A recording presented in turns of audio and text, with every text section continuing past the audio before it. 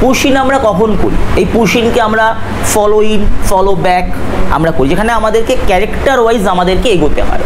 মাথায় রাখবে, character wise এগোনো আর হচ্ছে আই লেভেল ওয়াইজ এগোনো দুটো কিন্তু আলাদা। ধরো আমি কাউকে ফলো করছি, তো আমি কি দিয়ে ফলো করব? চোখ দিয়ে ফলো করব। তাহলে আমাকে কিন্তু এই মেজারমেন্টে কিন্তু আমাকে এগোতে হবে, আমি কিন্তু এই মেজারমেন্টে এগোলে হবে না। অনেকে আছে ক্যামেরার ধরা, আমি বড় ক্যামেরা দিয়ে দেখাবো, ক্যামেরার ধরার মুভমেন্টের ভুল করে। তো সাপোজ এই যে আমি কথা বলছি তোমাদের সাথে, তো আমি এই লেভেলে কথা বলছি, আমি তো এইভাবে কথা বলছি না।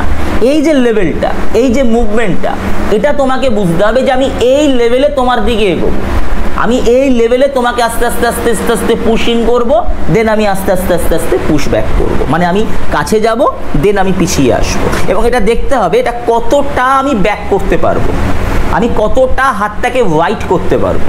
আমি প্রথমে মাস্টার, তারপর আমি হচ্ছে ওয়াইড, তারপর এক্সট্রিম ওয়াইড আউট। কিন্তু আমাকে দেখতে হবে, এটা আবারও বলছি, আমার সাবজেক্ট অনুযায়ী, আমার স্টোরি লাইন অনুযায়ী, যে আমি কতটা এগোতে পারবো এবং কতটা আমি পেছোতে পারবো। মূলত আমরা চেষ্টা করি এক্সট্রিম ক্লোজের বেশি এগোনো না, আর ওদিকে আমরা উল্টো দিকে চেষ্টা করি এক্সট্রিম ওয়াইডের বেশি এগোতে, মানে পিছোতে না। এগোলে আমরা একদম এক্সট্রিম ক্লোজ, আর পেছলে আমরা হচ্ছে extreme wide. This is push in and push back.